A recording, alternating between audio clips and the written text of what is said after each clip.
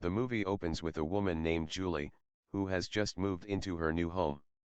We learn that it's an old house where Julie and her husband, Daniel, hired workers to remodel the house they just bought. That day, a worker who's dealing with the bathroom finds Julie, and hands her an old bracelet he found stuck in the drain as he assumed it belonged to her. Though it's not hers, Julie decides to keep the bracelet anyway. When the couple retreats to the bedroom, Julie finds her cat, Lou, wandering inside the house. We learn that Julie is in the late stages of pregnancy, and the couple seems as happy as ever, even though Daniel is a bit tired from managing the house renovation. Later that night, Julie fixes the old bracelet she got from the worker earlier in the day, and puts it on. She then checks the box she brought with her. Just then, Julie begins to hear a child whispering down the hall. When she goes to check it out, she finds her cat, Lou, hissing at a tarp-covered doorway. Julie is surprised by her husband, Daniel, who excitedly shows her what he's done to the nursery room. Apparently, he's installed a baby monitor in the corner, which could record video, and also be connected to a microphone. Afterwards, the two attend an academia banquet, as Daniel is a new professor at the local university. While mingling with the guests, Julie ends up conversing with an old lady about how she and Daniel just moved into a house near the lake. Hearing this, the lady says that she knew the previous owners, whose wife unfortunately became very sick. When the old lady asks if they're going to have their first child, Daniel suddenly cuts in and says yes, surprising Julie. When they get home later, the couple argue, because as it turns out, this baby isn't their first child. They had a son who passed away, and Julie is upset by the fact that Daniel had to lie about it. However, when the wife heads upstairs to leave, she briefly sees a little boy standing afar, causing her to trip and fall. The wife gets rushed to the hospital, and she begins recalling her traumatic experience when she delivered their first child, who was stillborn. When Julie awakes in present time, the doctor in the room says that the baby is all right. However, it's experienced an abruption, which is when the placenta is separated from the uterus and may result in premature birth or death. Therefore, the doctor strongly suggests that Julie remains in bed rest until the baby's due, which is in 8 weeks. During this time, Julie is told to avoid any physical activity and should lie in bed all day, except the occasional trips to the bathroom, and above all else, she must avoid stress at all costs. Since they were in the middle of renovations, the doctor strongly recommended putting any major projects on hold, until after the baby comes. They get home a few days later, and Daniel tries to cheer Julie up by showing her a bunch of things he set up in their bedroom. The husband has already prepared a tool for her to use to grab things, along with an iPad, her laptop, and a walkie-talkie that she could use to summon him. On the next day, she tries to do some work on her laptop, and spends the rest of her time watching TV, and trying to entertain herself with the cat. When she goes to the bathroom later that day, she hears a child laughing and a baby's cry, so she retreats to the bedroom.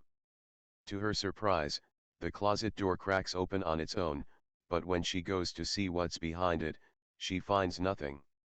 In the evening, Daniel, who just got home, scolds Julie when he sees a UPS box in the bedroom, as he knew Julie must have gone downstairs to retrieve the package. The couple argues again, with Julie saying that she feels debilitated from not being allowed to go anywhere. Fortunately, Daniel immediately apologizes for complaining, and the two make up since she shouldn't be stressed for the moment. Later that night, when the husband finally falls asleep, Julie lies awake, and hears the closet door creak again. When she looks at it, she sees a figure peeking from behind it, so she wakes Daniel, and tells him there's someone inside. Daniel immediately arms himself and opens the closet, but they find no one's there. We now skip to day 13, 43 days until due date. On that day, Julie is seen killing time by watching TV, while cleaning the bracelet she got earlier. At one point, she notices a little boy out in the yard playing by himself, so she says hi out of boredom. Julie asks where his mom is, but unexpectedly, the boy turns grim and points at her. To make it even creepier, she suddenly gets an alert from the baby monitor, detecting movement in the nursery, so Julie checks it out. But as it turns out, it's only Lou the cat. Despite this, Julie keeps watching, and upon closer inspection, sees the reflection of someone's face in the mirror. She quickly calls 911 for help, reporting that there's an intruder in her house, and the operator advises her to lock her bedroom door. As a police officer is dispatched to the scene, she rushes to the door to lock it, but we all know that's not going to stop the ghost. The next thing Julie sees is wet footsteps on the ceiling, which disappear as the sheriff's car arrives. When Daniel gets home, Julie just finished telling the officer what happened.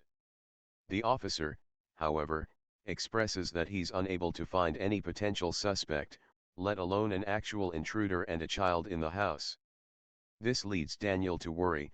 After the officer leaves, he and Julie ends up arguing again, as he thinks that she's been hallucinating. Worried, the husband decides to bring someone in, a babysitter for Julie, even though his wife says no. That night, Julie, who couldn't sleep, pulls out the box she was about to open in the earlier scene.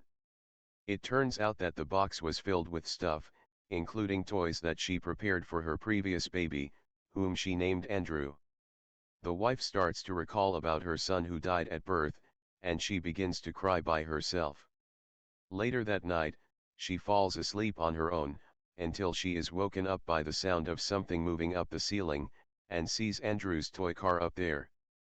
The car toy suddenly falls onto the bed, and she checks Andrew's box to find that it has really been taken from inside the box. And all of a sudden, after the little boy runs out, Julie realizes that he might be the ghost of her stillborn baby Andrew. The baby monitor suddenly alerts her that there is movement in the nursery room, so Julie tries talking to the little boy. But shortly after, she gets interrupted by Daniel, who's been working in the other room this whole time. He says he heard the door slam, and the wife says she was just trying to FaceTime with her friend. We now skip to day 23, 33 days until due date. At this point, Daniel has decided to hire a nurse named Dulme to take care of Julie. After the health exam, the two women talk a little bit about motherhood, and we learn that after giving birth to her stillborn baby Andrew, Julie experienced postpartum psychosis, and was treated in a mental hospital for 6 weeks. During that time, she kept seeing apparitions of her dead son because she wasn't ready to let him go. To comfort her, Dulme also shares about her life. She's always wanted to become a mother, but she's infertile. And to console herself, she thinks of herself as an honorary mother by helping deliver other people's babies. 27 days until due date. Dulme helps Julie in the bath, and when Dulme goes out for a while, Julie yet again sees the boy, followed by a jolt of pain in her gut.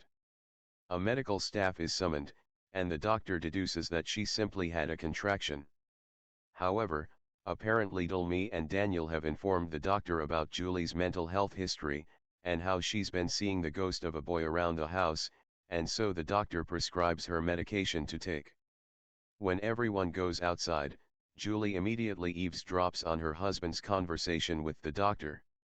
The doctor tells Daniel that if the medication doesn't work, he should consider admitting her to a mental health facility, which irritates Julie.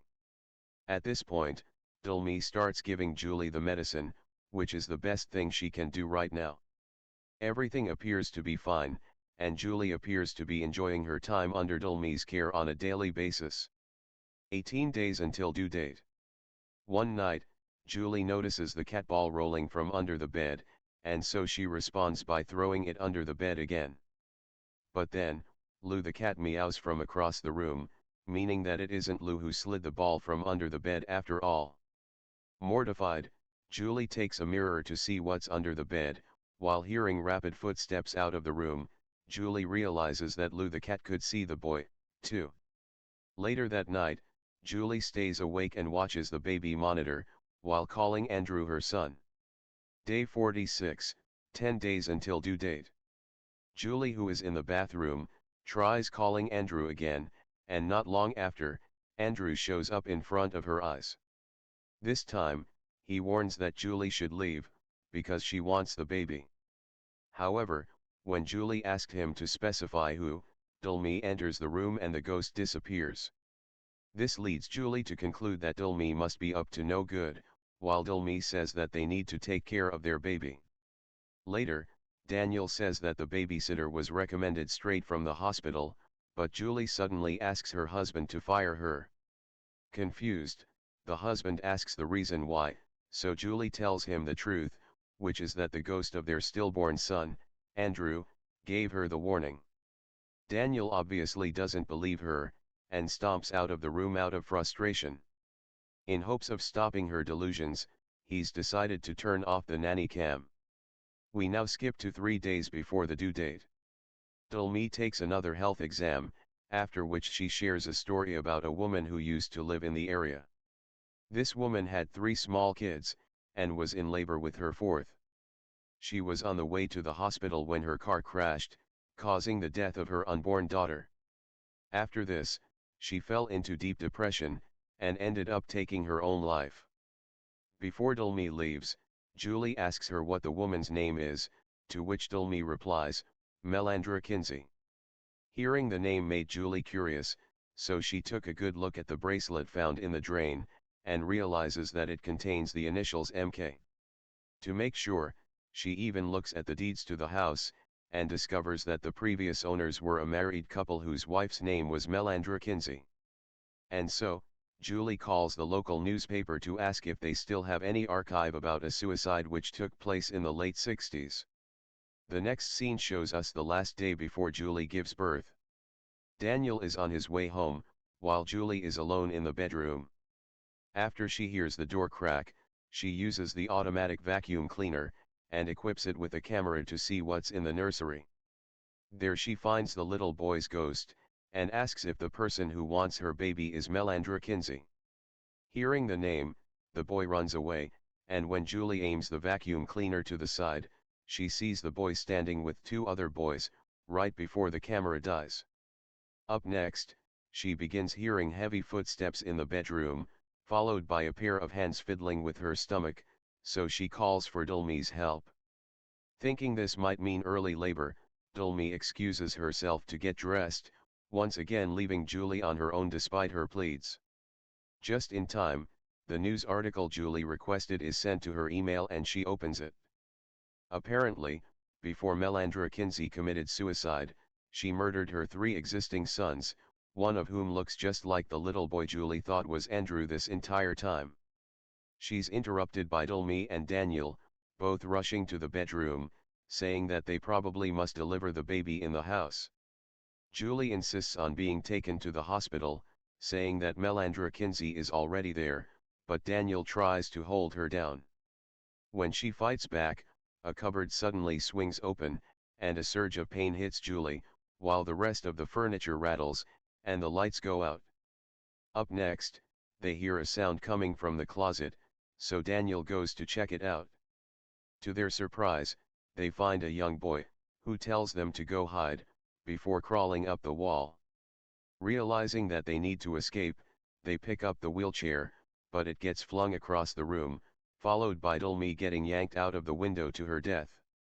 Daniel helps Julie head downstairs, but on the way, Julie feels another powerful contraction while the house rattles again. This causes a set of power tools to fall and hitting Daniel in the head, and knocking him out. Now on her own, Julie tries retrieving her phone from another room, but the door shuts before her, and shortly after, her water breaks. She then reaches for a walkie-talkie, and tries a random channel to call for the police. But then, she gets yanked into an unused bathroom, and goes into labor right there and then. Meanwhile, Melandra Kinsey's ghost finally appears in the hall, headed for the bathroom.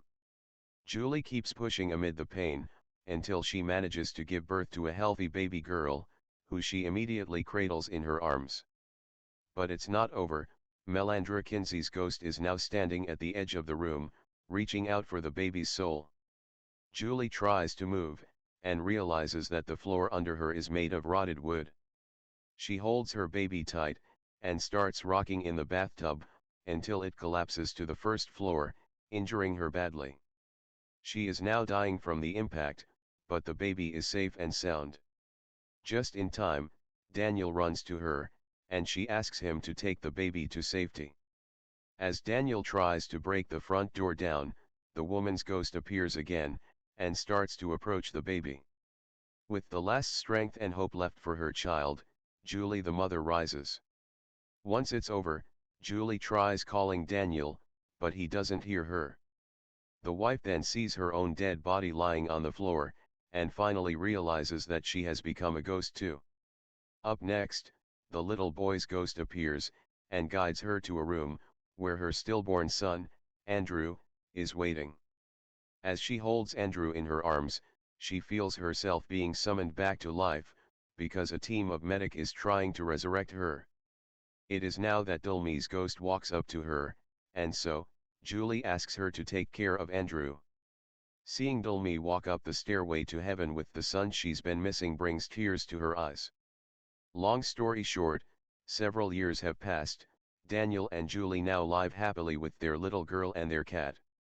The ghost figure that always scared the shit out of the wife has gone, and this is where the movie ends.